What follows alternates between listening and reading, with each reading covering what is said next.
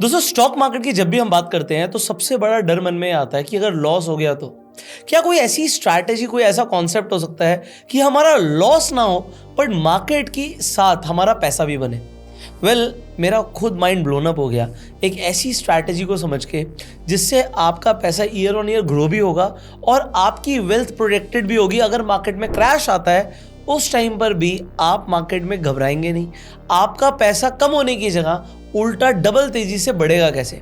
ये कॉन्सेप्ट समझाने के लिए मेरे साथ आज एक सेबी रजिस्टर्ड RIA कनेक्टेड है और वो आपको अपने 30 सालों से ज़्यादा की जर्नी से जो निचोड़ है वो देने वाले हैं कि कैसे आप लोग स्टॉक मार्केट में एक राइट वे में इन्वेस्टमेंट कर सकते हैं और आप कंसिस्टेंटली पैसा बना सकते हैं। सो फिन आइडियाज के CEO मेरे साथ कनेक्टेड है, one and only mister Govind Jhawar. Govind ji, स्वागत है आपका हमारे गो सेल्फ मेड शो पर। Thank you, thanks a lot. So आप सूरत से आए हमारे लिए, मुझे बड़ा अच्छा लगा। हम 3 साल पहले कनेक्ट हुए थे, राइट। और 3 साल पहले जब ये कनेक्ट हुए थे तब भी कॉन्सेप्ट इनका सेम था और कॉन्सेप्ट आज भी सेम है। तो अब इस कॉन्सेप्ट को मैंने भी 3 साल से ट्राई एंड टेस्ट किया और मुझे लगा यार ये कोई वर्थ इन्फॉर्मेशन है जो आप लोगों के पास होनी चाहिए। एंड सच में आपको बहुत मजा आने वाला है, बहुत ध्यान से सुनिएगा। स्टॉक मार्केट में इन्वेस्टमेंट सब करते हैं बट जैसे गोविंद भाई करते हैं, this is a class apart. तो आपकी इन्वेस्टमेंट की जो स्ट्रैटेजी है, जो पूरा कॉन्सेप्ट है, वो आज हमारी ऑडियंस भी समझना चाहेगी कि how do you actually make money from stock market. Great. और आप अपने क्लाइंट्स को कैसे पैसा बनवा के दे रहे हैं। फेयर इनफ है ना। Thank you for inviting me over here Pushkar भाई। सचमुच में आपका ये सेटअप देख के भी मुझे बहुत अच्छा अमेज फील हो रहा है। और हम लोग क्या करते हैं, तो मैं पहले कुछ करेक्शंस ये बताऊं कि 2001 में हम चार्टर्ड अकाउंटेंट बने और लगभग 24 ईयर्स से इस जर्नी के ऊपर में हम लोग काम करते आ रहे हैं। ओके। और we are SEBI registered investment adviser. तो एक डिस्क्लेमर जो है शुरुआत में कि investments in securities market are subject to market risk, read all the related documents carefully before investing. हम करते क्या हैं, तो हमारा जो पुष्कर भाई जो मेन कॉन्सेप्ट है वो ये है कि क्या मार्केट के अंदर में सेफ्टी के साथ ग्रोथ मिलती है। तो हमें समझ में आया कि मिलती है, पर उसके लिए करना क्या होता है। तो पहला हमारा लॉजिक है कि हम इंडेक्स में पैसे डालते हैं। इंडेक्स में पैसे डालते हैं तो कई बार सुनने में अजीब लगता है कि यार इसमें क्या बुद्धिमानी वाली बात है, तो पर समझ में आता है कि इंडेक्स खुद ही अपने आप में बुद्धिमानी वाली चीज़ है। जिस वे में इसको डेवलप किया गया है कि टॉप 50 स्टॉक्स का एवरेज है, कमजोर स्टॉक्स अपने आप निकलते हैं, स्ट्रॉन्ग कंपनी अपने आप अंदर आती है। तो पहली कॉन्फिडेंस मुझे ये मिलती है कि अगर मेरा पैसा इंडेक्स में इन्वेस्टेड है तो वो जीरो नहीं होगा। और दूसरा कि यदि मैं उसको खड़े ही रखता हूं तो देर सवेर मार्केट कैप के कारण ही, वैल्यूएशंस के कारण ही वो देर सवेर बढ़ जाता है। उसके साथ में हम क्या करते हैं, तो उसके साथ में हम उसमें प्रोटेक्शन को जोड़ते हैं। सुनने में लगता है कि प्रोटेक्शन मिलता है क्या मार्केट में, तो जो पुट ऑप्शन है वो प्रोटेक्शन है। बने ही सचमुच में डेरिवेटिव्स मार्केट हेजिंग के लिए थे, तो हम पुट ऑप्शन को परचेज करते हैं। दिखने में पुट का प्रीमियम पे करते हैं, पर सचमुच में पुट का प्रीमियम हमको ये श्योरिटी देता है कि देर सवेर मैं अपनी कॉस्ट खुद निकाल लूंगा। जी बिल्कुल। और साथ में पुट लेने से हमें ये भी श्योरिटी मिलती है कि जब भी मार्केट टूटेगा तो जितना बाजार टूटता है उतना डिफरेंस हमको पुट वापस देता है। तो हम डाउन साइड में प्रोटेक्टेड भी रहते हैं। हमारा मैक्सिमम रिस्क केवल जो प्रीमियम पे किया उतना ही रह पाता है। और उसके बाद में फिर उसमें कुछ और बुद्धिमानियाँ यूज़ करते हैं, इंटरेस्ट आर्बिट्राज करते हैं कि कम ब्याज में फ्यूचर्स के थ्रू पोजीशन बनाते हैं, ज़्यादा ब्याज में उसे इंटरेस्ट कमाने के लिए डेट में डालते हैं। उन डिफरेंसेस से अपनी एफिशिएंसी और बढ़ाते हैं। इसको डिटेल में मैं आपको अभी और थोड़ी देर में समझाऊंगा कि हम क्या करते हैं। तो ये कॉम्बिनेशन ओवरऑल क्या कर रहा है, ये कॉम्बिनेशन ओवरऑल ये काम कर रहा है कि यदि मार्केट बढ़ेगा तो हम बढ़ेंगे और यदि मार्केट घटेगा तो हमारा डाउन साइड में रिस्क लिमिटेड रहेगा। So this is how we are doing. So आपने ये जो शॉर्ट में बताया है, लोगों को एक्चुअली हो सकता है अभी समझ ही ना आया। हाँ, तो हम एक एक एग्जांपल देके ये क्लैरिटी से एक एक बात को समझाएंगे। आप बस टाइम दीजिए, क्योंकि जो ये कॉन्सेप्ट है ना इन्वेस्टिंग, आप अपनी पूरी जिंदगी का पैसा लगाने वाले हो, तो आप थोड़ा सा टाइम लगा के ये कॉन्सेप्ट को पूरा समझ लो। क्योंकि आज जहाँ पर आप सोच रहे हो म्यूचुअल फंड से पैसा बन जाएगा, SIP से पैसा बन जाएगा, ये कॉन्सेप्ट आपको रियल में बहुत पैसा बना के दे सकता है। So let's understand this concept example के साथ। ठीक है, तो इसको पूरे के एग्जाम्पल से समझते हैं। तो 3 पार्ट में इस पूरे कॉन्सेप्ट को अपन समझेंगे कि एक अच्छी एसेट क्लास किसे बोलते हैं, सेफ्टी कैसे जुड़ती है और वो सेफ्टी कैसे काम करती है, और फाइनली नॉर्मली अभी तक क्या होता है कि हम जब भी ये सुनते हैं कि यार प्रोडक्ट में सेफ्टी बहुत है, तो समझ में आता है कि उसके रिटर्न्स फिर नहीं बनते। तो क्या सेफ्टी आने के बावजूद भी रिटर्न्स अच्छे बन सकते हैं? Again answer is yes. कैसे बन सकते हैं वो अपन समझेंगे। तो ये 3 पार्ट में अपन इसको पूरा समझते हैं। बिल्कुल ठीक है। तो सबसे पहला, जैसा कि मैंने बताया कि हम इंडेक्स को चूज करते हैं, तो इंडेक्स को चूज करने का मेन रीजन यही है कि इंडेक्स इंडिया के टॉप 50 स्टॉक्स का एवरेज है। आज उसमें टॉप के ऊपर में HDFC बैंक है, रिलायंस है, TCS है। थोड़े समय पहले इन्हीं टॉप 50 स्टॉक्स में सत्यम कंप्यूटर भी था, रिलायंस कैपिटल भी था। पर क्या हुआ, जैसे ही उन स्टॉक्स की वैल्यू टूट के वो 51 नंबर पे आए, वो ऑटोमेटिकली बाहर निकल गए और दूसरे स्टॉक अंदर आ गए। तो अगर वो इंडिया के हमेशा टॉप 50 स्टॉक्स का एवरेज है, तो इसका मतलब वो हमको ये कॉन्फिडेंस दे चुका है कि वो जीरो नहीं होगा। हम कई बार इसको एग्जाम्पल को ऐसे कोट करते हैं कि आज से 200 साल बाद आपकी 7वीं जनरेशन धरती पे आएगी और उसके पास में यदि आपका खरीदा हुआ इंडेक्स गया तो पता है उसके पास क्या गया? उस वक्त की टॉप 50 कंपनियां। उस वक्त की टॉप 50 कंपनियां। बिल्कुल ठीक बात है। मतलब फोटो लगी हो जब हमारी दीवार पे, तो वो देख करके हमारी आने वाली जनरेशन बोले दादाजी कितने स्मार्ट थे। ऐसा प्रोडक्ट चूज करके गए हैं जो हमेशा एवरग्रीन टॉप ही रहेगा, हमेशा टॉप ही रहेगा। तो आज वो शायद कंपनियां आई नहीं होगी बाजार में जो उनकी उस समय की टॉप होंगी, पर उनके लिए अपन ने कॉन्सेप्ट परचेज करके रख दिया, एक ऐसा फिलोसॉफी परचेज करके दे दिया कि हमेशा टॉप पे रहोगे। तो जो बोलते हैं ना, हमारे बड़े लोग बोलते हैं घर पे कि हमेशा अच्छों की संगत में रहो, इंडेक्स एक्चुअली यही है, अच्छों की संगत में रहने वाला प्रोडक्ट। राइट। तो इस तरीके से हमने पहले इंडेक्स को चूज किया और उसके साथ में इंडेक्स हमको एक श्योरिटी और दे दिया कि मार्केट वैल्यूएशन के साथ लिंक था। तो जैसा अभी अपन ने समझा कि देर सवेर जो नई कंपनियां इंडेक्स में आती हैं या टॉप बनती हैं, उनका मार्केट वैल्यूएशन और बड़ा होता है। मार्केट कैप बड़ा होता है तो टोटल 50 स्टॉक्स का मार्केट कैप बढ़ा और वो बढ़ता है तो इंडेक्स बढ़ जाता है। तो लॉन्ग रन के अंदर में जो GDP प्लस इन्फ्लेशन जितनी ग्रोथ इंडेक्स की आनी चाहिए वो हमको मिल रही होती है। मेरा एक सवाल है यहाँ पे, छोटा सा। बोलिए। अभी मेरे को ये समझ आया, इंडेक्स हमने चूज किया, हमने निफ्टी 50 को चूज कर लिया। राइट। अब ग्रोथ के लिए कुछ लोग मिड कैप में भी पैसा लगाते हैं। राइट। अब मिड कैप जो हमारे पास है, मिड कैप निफ्टी, वो भी हमारे पास अवेलेबल है एज एन इंडेक्स। ओके। और मैं उसका ETF भी खरीद सकता हूँ। खरीद सकते हो। तो मैं उसे भी बाय कर सकता हूँ। ओके, यहाँ तक राइट। ठीक है। और जब सेफ्टी की बात आती है, अभी सेफ्टी पे पुट ऑप्शन पे आएंगे, क्यों कर रहे हैं वो मैं सही बताऊं तो 3 साल पहले जब इन्होंने बताया था तो मैंने सुन लिया था, बट लिटरली समझा वो 3 साल के ड्यूरेशन के अंदर है। सुन लिया था कि ये क्या बोल रहे हैं, तब लगा यार पता नहीं क्यों पुट ऑप्शन ले रहे हैं। एग्जाम्पल है ना कि मार्केट में तो अभी पिछले 3 साल से भी रैली ही दिखी है आपको भी, बट अभी मेरे और भी क्वेश्चंस आएंगे और वो क्वेश्चन मेरे नहीं है, वो आपके खुद के क्वेश्चंस हैं। तो मेरा सवाल ये है कि चलिए, आपने बोला निफ्टी, मैंने ओके कर दिया, आपने बोला पुट ऑप्शन, मैंने ओके कर दिया। मैं कहता हूँ उसी का अगर मैं 50% फंड एलोकेशन निफ्टी में कर देता हूँ और उसका जो भी हमारा पुट बना वो ले लिया हमने क्वांटिटी, और 50% से अगर मैं वहीं पे मिड कैप और मिड कैप के साथ उसका पुट ऑप्शन लॉन्ग टर्म का ले लेता हूँ, तो ये कैसा रहेगा? अवेलेबल नहीं है मिड कैप का पुट ऑप्शन, वो दूर का लिक्विड नहीं है। हाँ, तो इसलिए अपना काम नहीं हुआ, लिक्विड नहीं है इसलिए। हाँ, तो हमारे को अगर लिक्विडिटी आ गई कल को तो नहीं, अवेलेबल ही नहीं है। मिड कैप के इंडेक्स का लॉन्ग टर्म ऑप्शंस अवेलेबल नहीं। इंडेक्स के 5 साल के ऑप्शंस अवेलेबल होते हैं निफ्टी के। हालांकि उसमें जो लिक्विडिटी रहती है वो नॉर्मली दिसंबर मंथ के साल के ऑप्शंस में लिक्विडिटी रहती है। तो अभी 2025 दिसंबर और 2026 दिसंबर में लिक्विडिटी अवेलेबल मिलती है। मिड कैप के है ही नहीं है, तो इसलिए अपने लिए आउट ऑफ सिलेबस हो गया। मिड कैप के कितने टाइम तक के होते हैं? वही फिर 1 मंथ 2 मंथ 3 मंथ वैसे जाओगे आप, वहीं तक ही अवेलेबल है। और उसमें हमारी कॉस्ट कितनी बढ़ जाएगी? चलिए मैं अच्छा, तो उसकी जो जैसे IV है, तो जब नॉर्मली इंडेक्स की IV अपनी 14-15% चलती है तो वो 20% 21% IV महंगी है। तो IV महंगी चलती है। तो ऑप्शन में जैसे यहाँ पे हमारा कितना पैसा जाएगा? 3-3.5%। ऑप्शन के अंदर में हमारा साल का लगभग 5% जाएगा। 5 जाएगा। अपने को 4 से 5 की कॉस्ट मान के चलने का। अभी 4 चल रहा है, पर ऑन एन एवरेज हम 2014 से इसको कर रहे हैं। तो एवरेज एक्सपीरियंस हमारा ये है कि 5% की कॉस्ट साल की मान के चलो आप। ओके, तो मैं ये कॉस्ट भी मान लेता हूँ। हाँ, ये कॉस्ट ओके हो गई। अगर हम मिड कैप का मंथली ऑप्शन ले लेते हैं तो ये कॉस्ट कितनी बढ़ जाएगी? मंथली ऑप्शंस का ऑल टुगेदर बिहेवियर अलग है। फिर देखो, इसमें सारा का सारा जो गेम है ना, वो गेम थीटा का है। हाँ, ठीक है। तो थीटा क्या कर रहा है और हम क्यों ये ऑप्शन बाई कर रहे हैं? ऑप्शन बाइंग हमारा पर्पस इंश्योरेंस है। हाँ, वो मुझे भी समझ आ रहा है। तो इसका मतलब मेरा पर्पस ये है ही नहीं कि मुझे उसकी ट्रेडिंग से कमाना है। नहीं, बिल्कुल नहीं कमाना। तो इसका मतलब अब मैं क्या चाहूंगा कि मेरे पास 2 इंश्योरेंस मिल रहे हैं। एक इंश्योरेंस बोल रहा है जी दिन का मैं आपसे 100 रुपया चार्ज करूंगा, और दूसरा इंश्योरेंस बोलता है दिन का मैं 10 रुपया चार्ज करूंगा। नहीं, वो तो देखो, अगर इतना बड़ा फर्क है तो ठीक है, वो तो फिर 10 रुपए वाला ही ठीक है। तो थीटा के टर्म्स में क्या होता है, जैसे मैच्योरिटी नजदीक आती है ना, तो ज्यादा थीटा, ज्यादा का मतलब वो मल्टीफोल्ड हो जाता है। जबकि मैंने एनुअल ऑप्शन लिया तो शुरुआत के 8-9 महीने तो उसका कोई थीटा निकल ही नहीं रहा है। हाँ, वो वहीं का वहीं खड़ा है। तो इसका मतलब क्या, रोज का 10 रुपया दो, अपने आप को प्रोटेक्टेड रखो।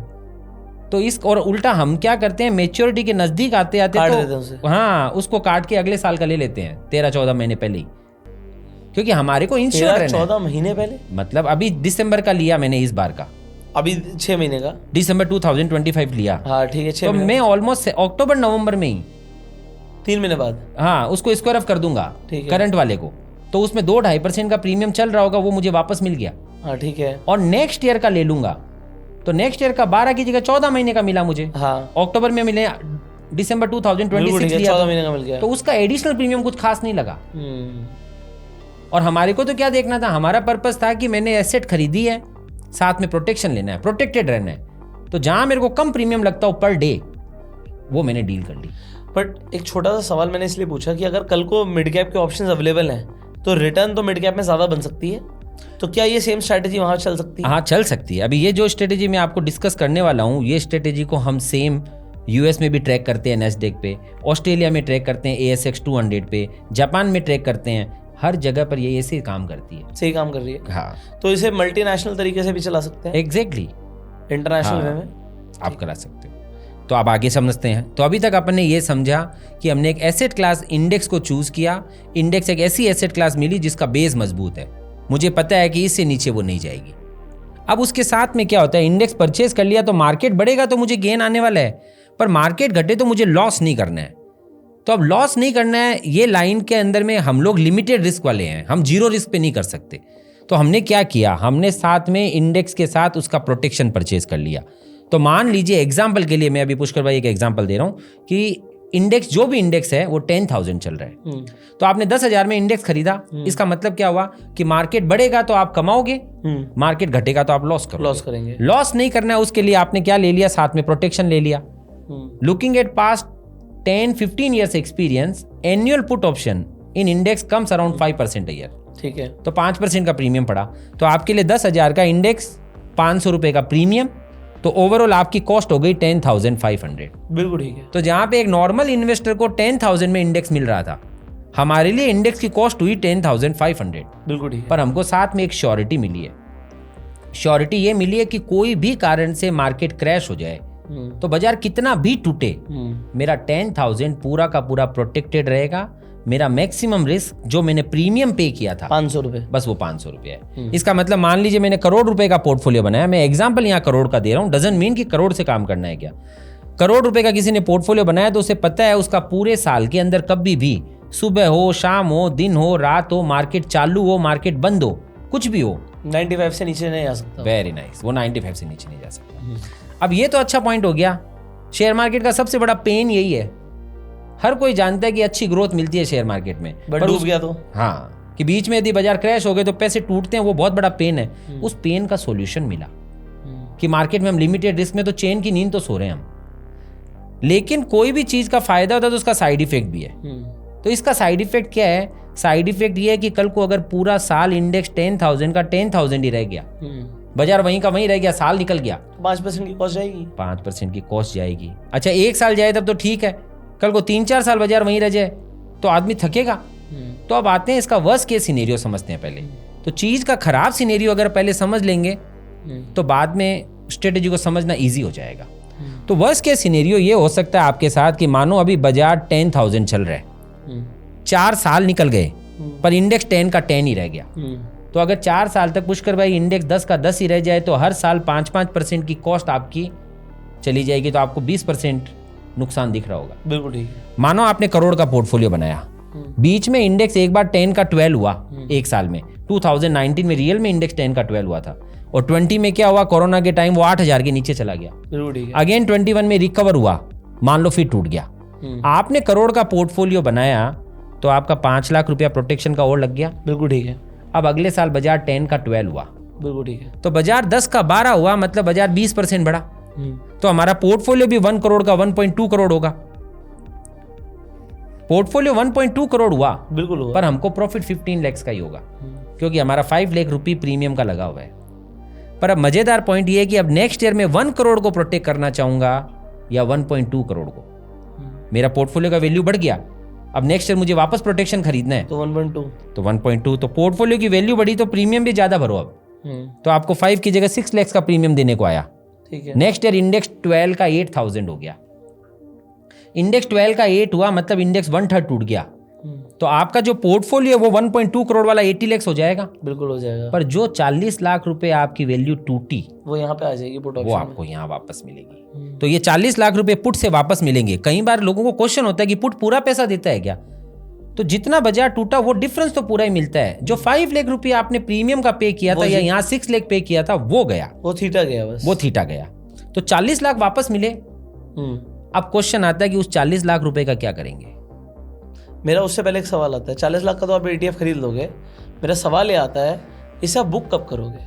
पुट ऑप्शन अब नीचे गया, अब हमें कैसे पता कि ये बाजार का बॉटम है कि यहाँ पे बुक कर लूं और नीचे नहीं जाएगा? वेरी नाइस, बहुत अच्छा क्वेश्चन है, पर ये एडवांस क्वेश्चन है, इसको अपन बाद में लेते हैं कि हम बीच में क्या करेंगे। अभी अपन ये मानते हैं कि मानो कुछ भी नहीं किया तो साल की एंड में यदि इंडेक्स 12 का 8 हुआ ठीक है तो आपको वो 40 लाख वापस मिलेंगे वो कि आ नहीं चुके मिलेंगे? हैं वो, है ना? आप बुक करो कि नहीं करो वो वापस आने वाले हैं आपके पास। अगर ऑप्शन एक्सपायर हो गया इन द मनी तो इन द मनी के पैसे मिलेंगे। तो अपने को वो मिला है तो 40 वापस मिल गया। वो जो 40 मिला उसका हम क्या करेंगे? तो उस 40 को हम री इन्वेस्ट करेंगे 8000 पे। फ्रेंड्स ये वो लेवल है जब किसी की पॉकेट में पैसा नहीं होता, पर एक व्यक्ति की पॉकेट में पैसा होता है जिसने प्रोटेक्शन ले रखा होता है। तो प्रोटेक्शन के कारण हमारे नंबर ऑफ यूनिट्स बढ़ गए। This is the beauty of this strategy. Market टूटा, आपको क्लेम मिला, उस क्लेम से आपने वापस नंबर ऑफ यूनिट्स खरीदे, तो 80 का पोर्टफोलियो तो आपका पुराना था ही, 80 का 40 का आपका नया पोर्टफोलियो परचेज हुआ, बट वो एवरेजिंग उसकी नीचे आ गई। हाँ एकदम। इसका मीनिंग पता है क्या? मान लो कि ये हॉल 1 करोड़ का है एग्जाम्पल के लिए, कल को यदि उसकी वैल्यू 50 लाख हो जाए तो इसका मतलब बाजू वाला हॉल भी हमारा हो गया। अब 2 हो गए, अब 2 हो गए। अब जब इसकी वैल्यू वापस 1 करोड़ आएगी तो हमारे पास 2 करोड़ हो गए। बिल्कुल सच बात है। तो मुद्दा क्या हुआ? प्रोटेक्शन से आपको 2 बेनिफिट मिले। पहला बेनिफिट आपको ये मिला कि आप डाउन साइड में रिलैक्स दो कि भाई मेरा पैसा एक लेवल से ज्यादा नहीं लॉस करने वाला। और दूसरा बेनिफिट ये मिला कि मार्केट टूटेगा तो आपके नंबर ऑफ यूनिट्स बढ़ेंगे। तो पोर्टफोलियो पुष्कर भाई हमारा 1.2 करोड़ वाला 1.2 करोड़ ही रह गया, पर नंबर ऑफ यूनिट्स आपके 1.5 गुना हो गए, बढ़ चुके हैं। बिल्कुल सच बात। अगेन आपने प्रीमियम पे किया, नेक्स्ट ईयर इंडेक्स रिकवर हुआ, कोई बड़ा काम नहीं हुआ है। 12 का इंडेक्स जो 8 आया था वापस 12 आया, पर 8 का इंडेक्स 12 आना मतलब index has gone up by 50%। Index 50% बढ़ा, तुम्हारा पोर्टफोलियो भी 50% आपका पोर्टफोलियो भी बढ़ेगा, तो आपका पोर्टफोलियो 1.2 वाला 1.8 करोड़ हो गया। बिल्कुल सही है। तो क्या हुआ? 2 साल के अंदर इंडेक्स 12 का 12 रहा है, पर आपका पोर्टफोलियो 1.2 करोड़ का 1.8 करोड़ हो गया, बिकॉज ऑफ सिंपल रीजन कि बीच में मार्केट टूटा था। मार्केट टूटा और आप टूटे नहीं, आपके नंबर ऑफ यूनिट्स बढ़े, ये अपॉर्चुनिटी आपको मिली। आप डर के भागे नहीं, आपने बेचा नहीं, उल्टा खरीदा। अच्छा मजेदार पॉइंट पता है क्या है? कई बार ये पॉइंट आता है, मैं खुद भी अपने आप से क्वेश्चन करता हूं कि इतने साल से इन्वेस्टर्स खड़े हैं या हम खुद भी खड़े हैं, तो स्टॉक मार्केट में हम अच्छे से लाइन जानते हैं कि पेशेंस मेक्स मनी, पर फिर भी हम पेशेंट नहीं होते हैं, हम इम्पेशेंट हो जाते हैं बाजार में। पर हमने ये देखा है यदि आपके पास प्रोटेक्शन खड़ा हो ना तो आप एकदम आराम से पेशेंस रख लेते हो। आदमी इम्पेशेंट होता है, रोज जब उसका पोर्टफोलियो टूटता हुआ दिखता है तो उसको रोज फील होता है यार ये मैं क्या धंधे में लग गया हूँ, every day I am decaying my value. तो रोज उसकी वैल्यू टूट रही होती है तो उसको घबराहट होती है, तो वो बीच में घबरा करके बीच में निकल जाता है। लेकिन यदि उसके पास प्रोटेक्शन पहले से लिया हुआ होता है तो उसको हमेशा ये फील आ रहा होता है कि बाजार कितना भी टूटे मैं टूट नहीं रहा हूं, तो वो आराम से खड़े रहता है। नीचे के लेवल के ऊपर में उसकी अपॉर्चुनिटी मिलती है तो एनकैश करता है, क्वांटिटी बढ़ाता है, तो लॉन्ग रन में टिक जाता है, और लॉन्ग रन में टिक जाता है इसलिए वेल्थ अपने आप बन जाती है। कोई बहुत बड़ी मतलब हमने कोई इंटेलिजेंस यूज कर लिया या ऐसा कुछ भी नहीं किया, इंडेक्स में काम किया, साथ में प्रोटेक्शन दिया, पर ये प्रोटेक्शन अपने आप में खुद काम कर रहा है। बिल्कुल ठीक है। पोर्टफोलियो हो गया 1.8 करोड़ का, अगेन आपने प्रीमियम पे किया, फिर बाजार टूटा, पर अब हम समझ चुके हैं कि मार्केट टूटे तो हम टूटने वाले नहीं हैं, रादर हमारे नंबर ऑफ यूनिट्स बढ़ने वाले हैं। लर्निंग ये मिली कि 4 साल में इंडेक्स 10,000 का 10,000 है, पर हमारा पोर्टफोलियो 1 का 1.8 हो गया बिकॉज ऑफ सिंपल रीजन कि हमने प्रोटेक्शन ले रखा था। यहाँ पे प्रोटेक्शन का प्रीमियम का कॉस्ट लगा है, कॉस्ट भी गिननी पड़ेगी, तो ये 5 + 6 11 + 6 17 + 9 26 लाख आपका कॉस्ट भी लगा है 4 साल में। तो 1.8 नहीं मिला क्लाइंट को, 1.5 मिला, पर लर्निंग ये मिली कि मार्केट रिमेन सेम, पर हम ग्रो होते जा रहे हैं। मार्केट तो इंडेक्स वहीं का वहीं है, इंडेक्स वहीं का वहीं है। अगर कोई आम आदमी होता या कोई आम इन्वेस्टर होता तो उसका पैसा वहीं का वहीं होता, उसका 1 करोड़ ही होता, बट आप 1.5 करोड़ पे पहुंच गए। 1.5 करोड़ पे पहुंच गए क्योंकि बाजार टूटा और हम टूटे नहीं, रादर नंबर ऑफ यूनिट्स बढ़े। तो ये पॉइंट से अपने को क्या समझ आ रहा है ना, इस पॉइंट से हमको ये कॉन्फिडेंस समझ में आया कि पुट ऑप्शन खर्च नहीं है। सुनने में ऐसा लगता है कि एसेट खरीदी साथ में प्रोटेक्शन लिया तो ये तो खर्च हो गया, तो मार्केट बढ़ेगा तो फिर ये खर्च में पैसा निकल जाएगा तो हमारा रिटर्न ही बड़ा नहीं होगा। पर हमें समझना है कि हमारे इन्वेस्टमेंट 2 हो रहे हैं। ये 100 रुपये का इन्वेस्टमेंट जो है ये तेजी का किया, और ये 5 रुपये का इन्वेस्टमेंट हमने मंदी का किया, और ये दोनों अपना अपना काम अलग अलग टाइम पे करते हैं। जब बाजार बढ़ता है तो ये 100 रुपया कमाता है, और जब बाजार घटता ही है 4-5 साल में एक बार, तो ये एक ही बार में ये सब वसूल कर देता है अपना मंदी का खर्च। तो पुट ऑप्शन अपनी कॉस्ट खुद निकालता है। हम इसको कई बार एग्जाम्पल से समझाते हैं कि मानो आपने मेडिकल इंश्योरेंस लिया, तो हम मेडिकल का प्रीमियम भरते हैं, इस साल कोई बीमार नहीं पड़ा, हम उदास नहीं होते, अगले साल फिर प्रीमियम भरते हैं, तीसरे साल फिर भरते हैं, चौथे 5वें साल में घर का एक सदस्य हॉस्पिटल गया, तो जितना प्रीमियम पे किया था सब एक साथ वसूल। ठीक बात है। तो वो हमारे लिए खर्च नहीं था, वो हमारे लिए चॉइस थी कि हॉस्पिटल में अचानक बड़ा अमाउंट पे करना है या हर साल थोड़ा थोड़ा पे करना है, ऑप्शन चूज कर लो। तो द सेम वे हमने यहाँ पर इस ऑप्शन को चूज किया कि बाजार में बड़ा पैसा एक साथ पे करना है या हर साल थोड़ा थोड़ा पुट को दे देना है। पुट को दे दिया और एक बार वो पुट हमारे को वापस ला के दे देता है, बिल्कुल एज सिंपल एज दैट। तो ओवरऑल क्या हो गया, अभी तक हमने 2 चीजें समझ ली कि यदि आप इंडेक्स के साथ में प्रोटेक्शन को ले लेते हो तो मार्केट बढ़ेगा, तो जितना बढ़ेगा वो आप अनलिमिटेड कमाओगे, और मार्केट घटेगा तो आप डाउन साइड में कैलकुलेटेड रिस्क पे रहोगे। बिल्कुल ठीक बात है। तो लोग नॉर्मली हमेशा हम ये सुनते हैं कि भाई हमारा ये सेइंग होता है higher the risk means higher the return, कि रिस्क हाई ले हो तो हाई रिटर्न आते हैं। We don't agree with this. हमारा कहना ये है कि हाई रिस्क लेने से तो बैड डेट्स आती हैं। अभी आप जो भी चीज का बिजनेस कर रहे हो तो आप क्लाइंट को उधारी पे माल देना शुरू कर दो, सब डूब सकता है। हाँ, तो वो हाई रिस्क लेने से हाई रिटर्न्स नहीं आते, बल्कि स्मार्ट कैलकुलेशन से हाई रिटर्न्स आते हैं। सच बात है। और हमने यहाँ पे 2 स्मार्टनेस यूज की अभी तक, इंडेक्स में पैसे डाले, साथ में प्रोटेक्शन लिया। अब ओवरऑल पॉइंट आता है कि भाई इसको करेंगे कैसे, तो इसको करेंगे कैसे, उसके लिए हमने 3 अलग अलग तरीके से सिस्टम बनाए हुए हैं। तो अभी मैं वो सिस्टम समझाऊं एक बार आपको। बिल्कुल समझो। ओके, तो सबसे पहला सिस्टम को है ना, जिसको हम रिलैक्स प्लान बोलते हैं, उसमें हम क्या करते हैं, मानो कि इन्वेस्टर के पास 100 रुपए हैं, तो वो 100 रुपए को 2 पार्ट में बांट देंगे, 30% और 70%। ठीक है। 30% का हम ETF खरीद लेंगे, बिल्कुल ठीक है। और 70% को हम डेट में डाल देंगे। तो क्वेश्चन आता है कई बार कि डेट में क्यों डालेंगे, क्योंकि हमें सेफ्टी चाहिए। बिल्कुल सही है, हमारा पैसा नहीं डूबना चाहिए। यस। और ETF में क्यों डालेंगे, क्योंकि हमको ग्रोथ भी चाहिए। अब ETF क्या होते हैं वो आप बहुत बार अच्छे से समझा चुके हैं अपने पॉडकास्ट में भी कि भाई एक्सचेंज ट्रेडेड फंड्स हैं। तो हम नॉर्मली इंडेक्स का ETF लेते हैं, तो इंडेक्स का ETF 30 रुपए का लिया, इसका मतलब मेरे अकाउंट के अंदर में 30 रुपीज का डिलीवरी आ गया। बिल्कुल आ गया। उस डिलीवरी को हम कोलेटरल पे रख देते हैं। बिल्कुल ठीक है। तो कोलेटरल मतलब जब डेरिवेटिव्स में हम काम करते हैं, यस, तो डेरिवेटिव्स में काम करते हैं तो वहाँ मार्जिन की जरूरत पड़ती है। ये मार्जिन हम चेक भी दे सकते हैं, स्टॉक्स भी दे सकते हैं। सेबी का जो रिसेंट अपडेट है उसके हिसाब से अपन 50% स्टॉक दे सकते हैं, 50% हमको कैश मार्जिन देना पड़ता है। तो जब हम अपने स्टॉक्स को मार्जिन पे रखते हैं तो वो कोलेटरल हो गया। तो कोलेटरल रख दिया हमने ये 30 रुपीज का, और इसी मार्जिन पे हमने 70 रुपीज के फ्यूचर्स ले लिए इंडेक्स की।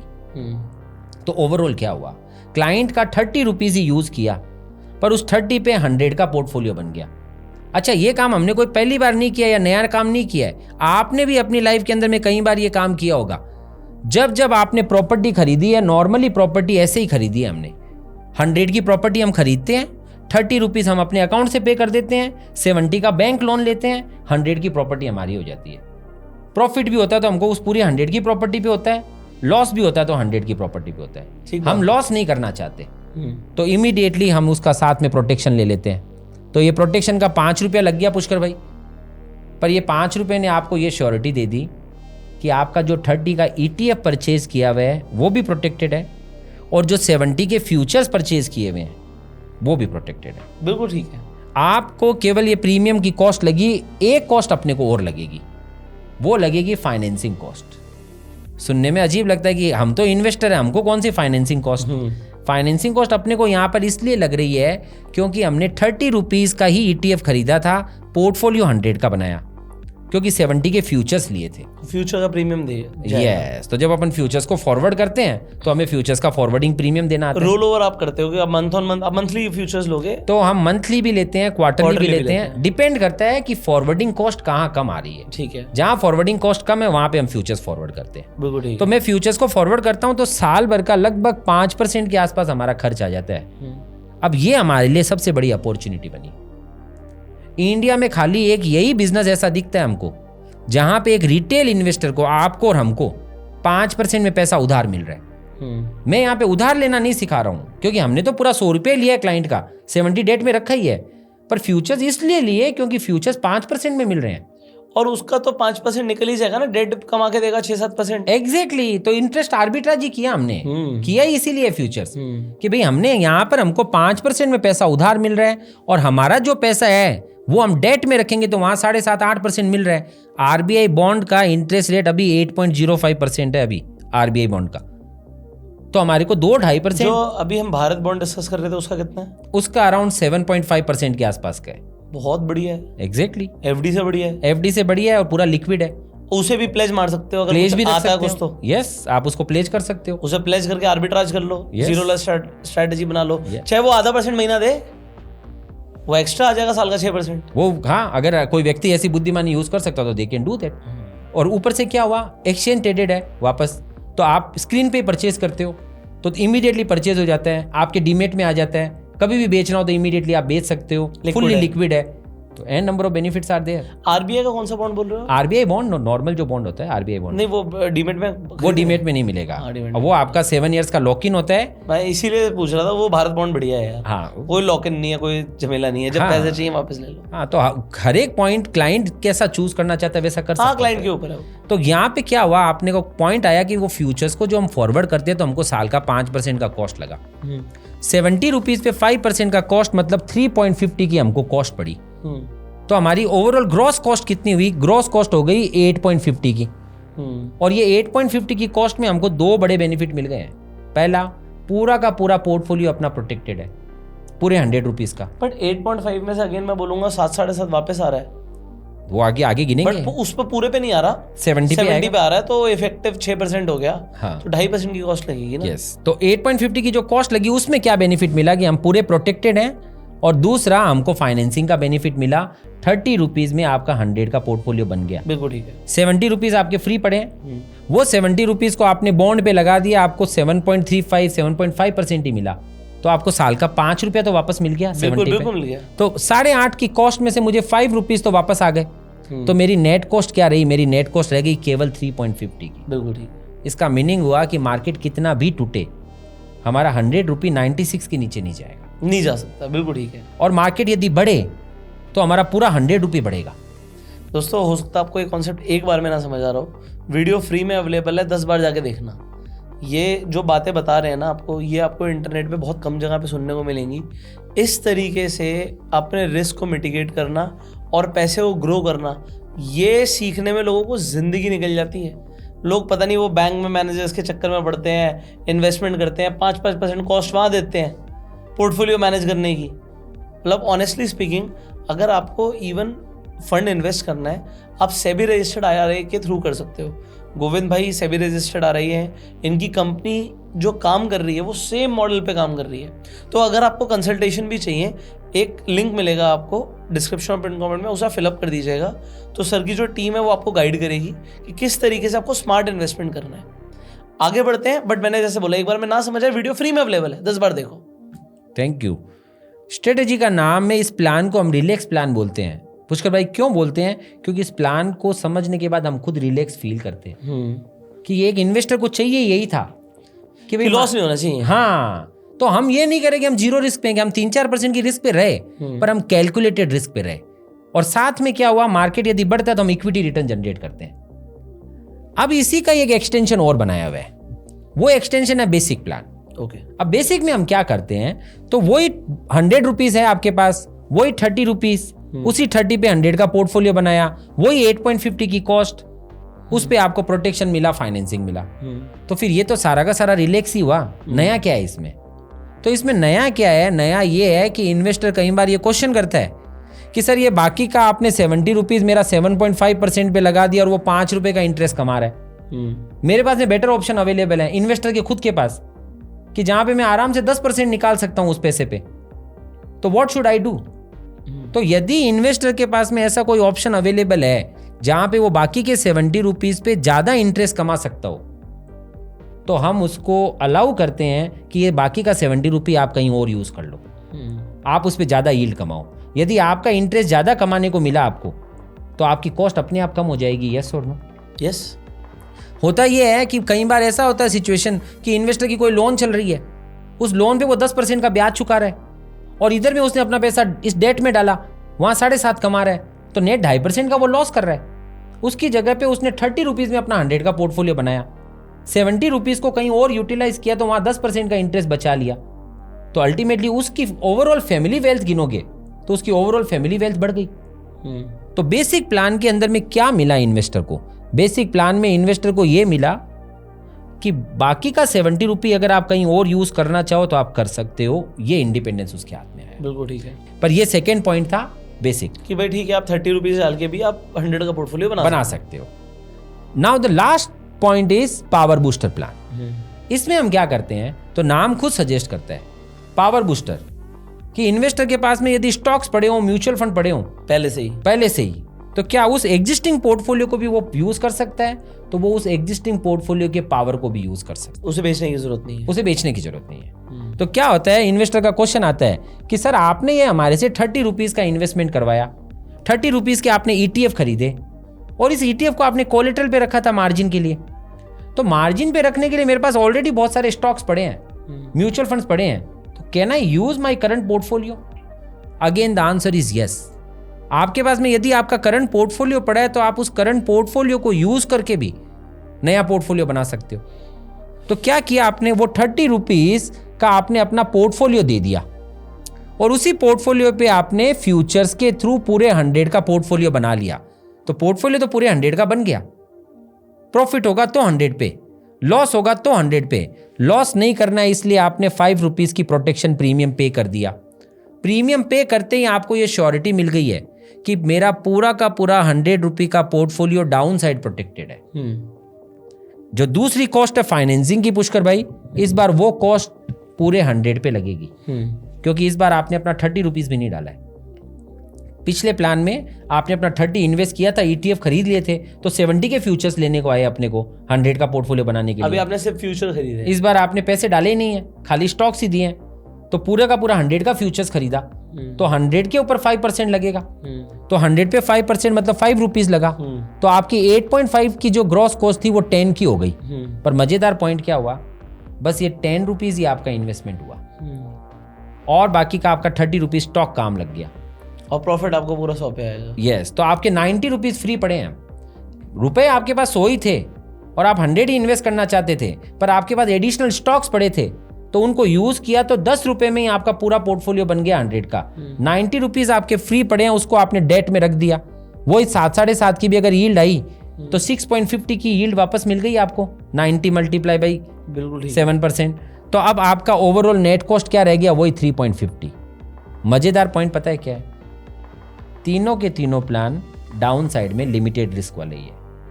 तीनों के तीनों प्लान में अप साइड में 100 रुपए का ही पोर्टफोलियो बनता है, पूरा 100 का ही पोर्टफोलियो ग्रो करता है।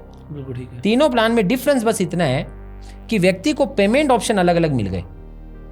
पहला प्लान था रिलैक्स, उसमें पूरा 100 रुपये उसने ट्रेडिंग अकाउंट में डाला, उसी से ही 30 इक्विटी खरीदी, 70 का डेट खरीद लिया। दूसरा प्लान में उसने बोला 70 रुपीज में कहीं और मैनेज कर लूंगा खुद, तो 30 रुपीज ट्रेडिंग में डाले, 100 का पोर्टफोलियो बना लिया। और तीसरे प्लान में उसने बोला मेरे पास ऑलरेडी और कई स्टॉक्स पड़े हैं, तो वो स्टॉक्स को मार्जिन पे रख दिया, 10 रुपीज ही डाले, 100 का पोर्टफोलियो बना लिया, 90 कहीं और यूज कर लिया। तो तीनों के तीनों प्लान अप साइड में 100 पे कमा रहे हैं। क्वेश्चन आता है कि जिन लोगों ने ये पास्ट में किया होगा काम, उनका क्या रिजल्ट रहा होगा, उसे देखते हैं। तो यहाँ पे फर्स्ट कॉलम के अंदर में अपन देख पा रहे हैं 2002 से 2024, जब से लॉन्ग टर्म ऑप्शंस और जब से मार्केट के अंदर में ऑप्शंस आए हैं, तब से अब ये पूरा डेटा अपने रख दिया है। ओके।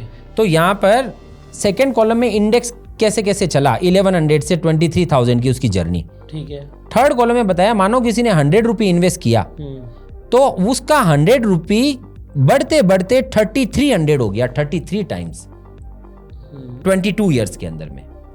तो कैसे हो गया ये इतना? इसकी CAGR कितनी आ गई? ऑलमोस्ट 17.30% की। और इंडेक्स की कितनी है? इंडेक्स की अराउंड 14% प्लस की। तो आपकी इंडेक्स CAGR भी बढ़ गई और आप एक भी साल 3-4% से ज्यादा की रिस्क में नहीं आए। और आपने ओवरऑल कैसे कमाया? तो जब मार्केट बढ़ता है तो आप भी बढ़ते हो। पहले साल में इंडेक्स 71% बढ़ा पुष्कर भाई, आप 68 ही बढ़े क्योंकि आपका 3-3.5% का कॉस्ट है। बिल्कुल ठीक है। अगले साल इंडेक्स 11 बढ़ा तो आप 7 बढ़े। पर जिस साल इंडेक्स 50% टूटा, आप सिर्फ 3 ही टूटे। आप 3 ही टूटे। क्यों?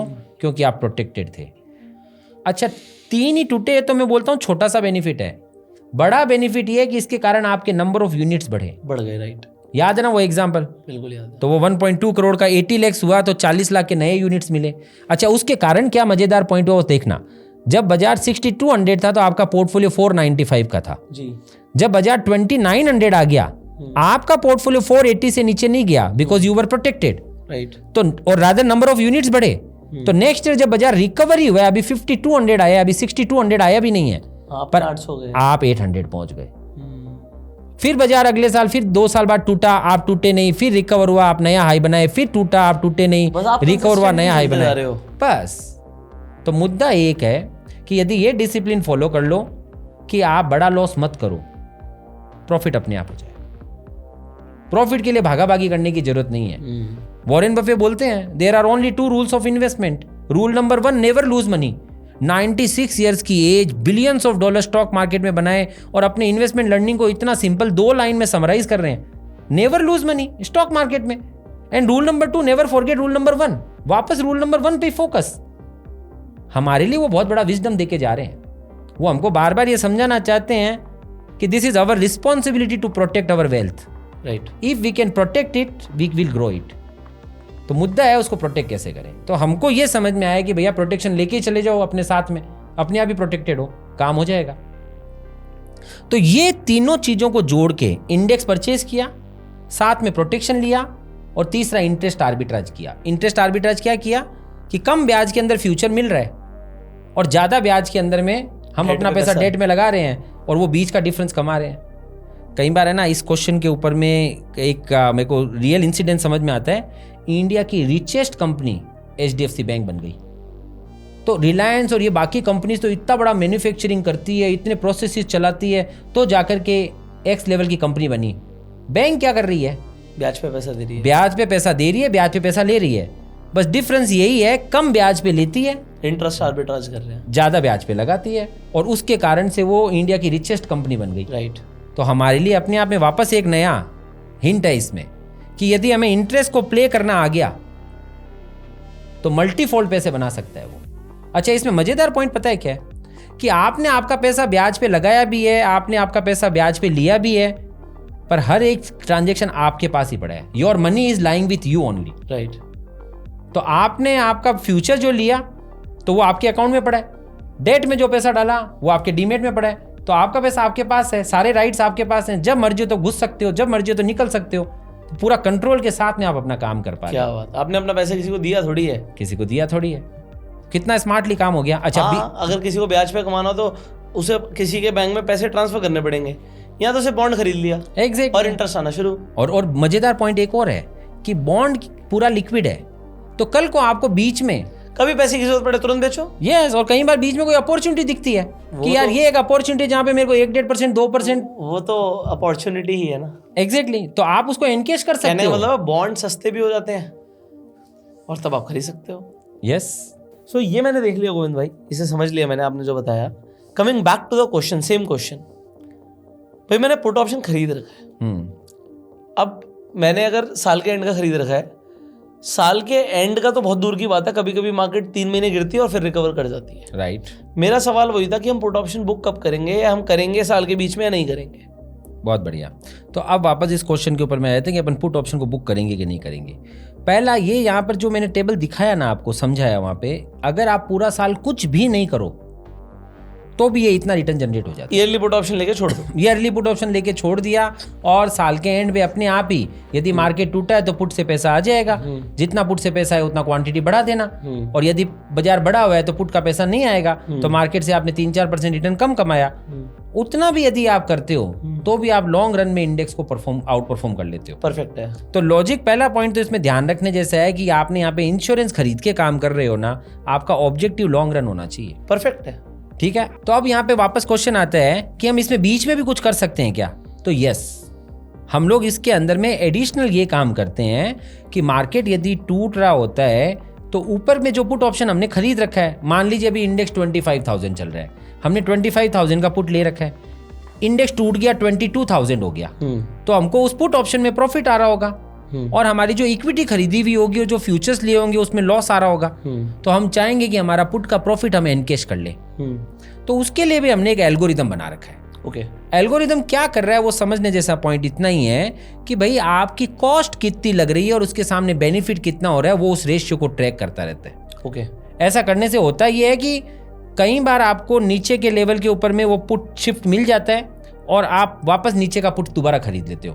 तो ऊपर का पुट आपने बेच दिया, नीचे का पुट खरीद लिया, तो बीच का प्रॉफिट तो कैश हो गया। बीच का प्रॉफिट कैश हो गया और उससे आपने नए यूनिट्स खरीद लिए। बट कमाल की बात पता है क्या है गोविंद भाई, अगर हम ऐसा करते हैं, मेरा क्यूरोसिटी सारा इसी पर है, हाँ, इसकी रिटर्न तो बहुत ज्यादा बढ़ जाएगी, नेगेटिव तो आएगी, मतलब नहीं आएगी। क्यों?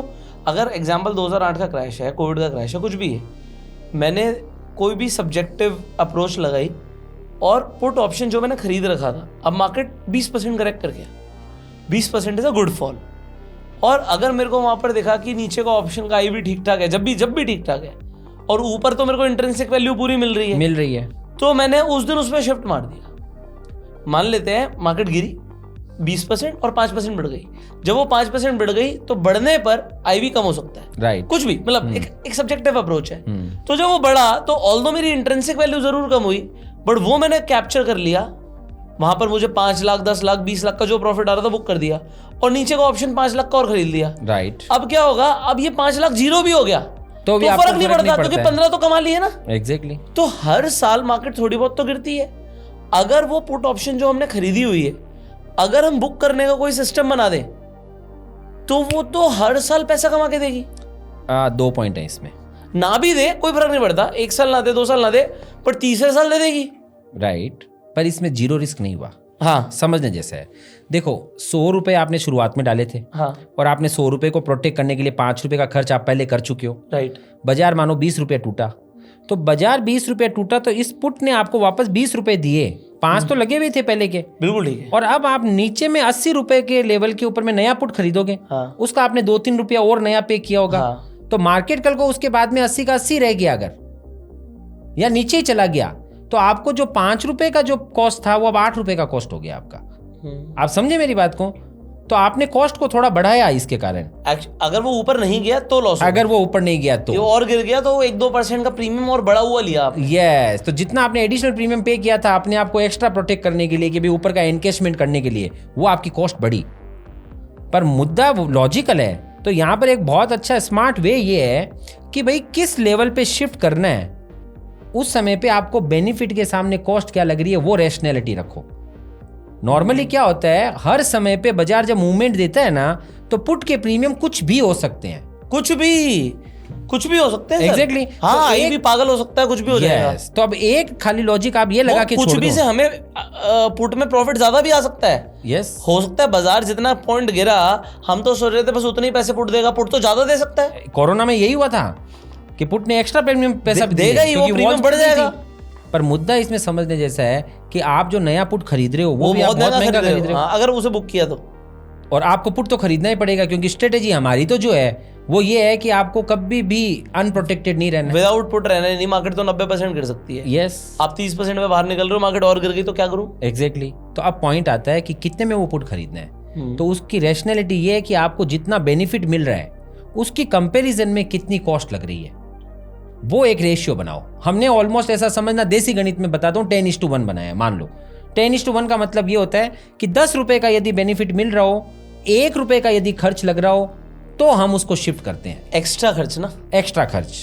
तो मानो 25 का इंडेक्स था, 22 आया, तो मैं 25 के पुट को एनकेश करना चाहता हूँ तो वो मुझे 3000 पॉइंट वापस दे रहा है। तो एडिशनल 300 रुपये के खर्च में यदि मुझे 22,000 का पुट मिल रहा होगा तो वो शिफ्ट करेगा, अदरवाइज वो वेट करेगा। अब ऐसा करने से आप रैशनली बैठे रहे, 2-4 बार ऐसा होगा कि मार्केट टूटा, आपका शिफ्टिंग नहीं होगा, but you have to be happy with that कि चल कोई बात नहीं, कॉस्ट तो नहीं बढ़ाई। और अगर 10:1 में आ रहा होगा तो आप उसको एनकेश कर लोगे। जिन लोगों ने पास्ट में इस तरीके से एनकेशमेंट किया उसकी यील्ड 2% CAGR और बढ़ गई। वही तो मैं कह रहा हूँ कि वो 2% तो बढ़ सकती है, क्योंकि पुट अपना कॉस्ट निकाल के दे देगा आपको, दे देगा, पर उसके लिए आपको रैशनल बनना पड़ेगा और वेट भी करना पड़ेगा। यस भाई वो प्रीमियम रोज ही तोड़ेगा, एक दिन दे देगा, जिस दिन आपका पोर्टफोलियो नेगेटिव आ रहा होगा उस दिन प्रॉफिट में खड़ा होगा। यस तो आपको लॉजिक ये रखना पड़ेगा कि भाई आप 2-3 फंडामेंटल रूल्स को चला रहे हो। पहला, इंडेक्स खरीद के रखा है वो हमेशा लॉन्ग ही रहेगा। दूसरा, प्रोटेक्शन को खरीद के रखा है वो हमेशा आपको डाउन साइड का प्रोटेक्शन देगा। देखो जो लोग इसे समझ के करेंगे वो तो बहुत बढ़िया करेंगे। मैं ऑनेस्टली बोल रहा हूँ, अगर आपको नहीं भी समझ आ रहा, एक तो वीडियो 10 बार देख लेना। दूसरी चीज़, कुछ लोगों को ये भैया मेरे को इतना नहीं गणित समझ आ रहा बट कॉन्सेप्ट बढ़िया लग रहा है, आप इनकी जो टीम है उनसे कॉन्टैक्ट कर लो, आपकी टीम गाइड कर देगी। यस कि भाई सामने वाली की रिस्क प्रोफाइलिंग क्या है, वो कितने इन्वेस्ट कर सकते हैं, कितना रिस्क ले सकते हैं, कितने टाइम में पैसा चाहिए, कितना रिटर्न चाहिए, किस गोल के लिए चाहिए, घर में शादी है, बच्चे की प्लानिंग है, मेरे को 20 साल के लिए इन्वेस्ट करना है, मुझे 2 साल के लिए इन्वेस्ट करना है, वो सब देखो आपके क्वेश्चन हो सकते हैं। ऑल्दो मैं उसे आंसर नहीं कर सकता, बट इनकी जो टीम है, जिनके सेबी रजिस्टर्ड कंपनी है, वो आपको गाइड कर सकती है। अगेन इनकी कंपनी का लिंक आपको डिस्क्रिप्शन पिन कमेंट मिल जाएगा, उस पर आप जाके अपनी डिटेल दे सकते हो और इनकी जो टीम है वो आपको गाइड करेगी। परफेक्ट है, मतलब किसी को भी यदि हमारी कहीं जरूरत है तो we are completely fine with this. 100% भाई। सो गोविंद भाई, आपने टाइम दिया हमारे दर्शकों को, बड़ा अच्छा लगा हमें। एक्चुअल में ये कॉन्सेप्ट जो है ना कि इन्वेस्ट करो, और इन्वेस्ट करके आप ना, जो पहली बात तो लोग आजकल वो कंफ्यूज होते हैं, पैसा डेट में रखें, इक्विटी में रखें। आपने एक तरीके से एक ऐसा रास्ता दिखाया है कि 100% इक्विटी में रहो और फिर भी डेट में रहो, और आपने भी बोला उसके बाद भी नीचे का रिस्क प्रोटेक्ट रखो और ऊपर पैसा कमाओ। मतलब एक आम आदमी को इसे समझने में शायद टाइम जरूर लगेगा, बट जैसे ही समझ आएगा वो कहेगा अरे तो वाव है, ऊपर अनलिमिटेड कमाने को है, नीचे डाउनसाइड प्रोटेक्टेड है, और मार्केट गिरेगी तो है ही कभी ना कभी, तो वो जो इंश्योरेंस है उसका पैसा वसूल हो ही रहा है, और ऊपर जाने पे आपने फ्यूचर भी जो लिया वो भी कमाल की चीज़ है। मतलब शॉर्ट में बता रहा हूँ कि उसके सिंथेटिक फ्यूचर बना सकते हैं, एसटीडी कॉस्ट कम हो जाएगी, तो ये कॉस्ट एफिशिएंट मॉडल है। मुझे बड़ा अच्छा लगा पर्सनली। अगर आप लोगों को कुछ सवाल है आप कमेंट में ज़रूर पूछेगा। आपको क्या लगता है लॉन्ग टर्म इन्वेस्टिंग से पैसा बनता है या नहीं बनता? कमेंट में येस और नो आप बता सकते हैं। अगर आपको लगता है लॉन्ग टर्म इन्वेस्टिंग से पैसा बनता है तो कमेंट में येस लिखिएगा। बाकी सर की जो कंपनी का लिंक है डिस्क्रिप्शन में कमेंट में, उससे आप सर के साथ टच में हो सकते हो। चैनल को सब्सक्राइब कर लीजिएगा, बेल आइकन पर क्लिक कर दीजिएगा, जिससे आने वाली कोई भी वीडियो आप मिस ना करें। अगर आपके कुछ सवाल हैं सर से तो वो भी आप कॉमेंट में पूछिएगा। हम नेक्स्ट टाइम दोबारा से इसी तरीके का एक पॉडकास्ट दोबारा करेंगे, सर से सवाल पूछेंगे और जो इनका एक्सपीरियंस है वो आपके साथ हम शेयर करेंगे और उन क्वेश्चंस को आंसर करने की कोशिश करेंगे। इस वीडियो को शेयर जरूर करना उन सब लोगों के साथ जो स्टॉक मार्केट में इन्वेस्टमेंट करना चाहते हैं और रिस्क बहुत कम रखना चाहते हैं, क्योंकि ऐसा इंटरनेट पे कंटेंट बहुत रेयरली मिलेगा। So see you in the next video, till then I am Hugo self made and Jai Hind.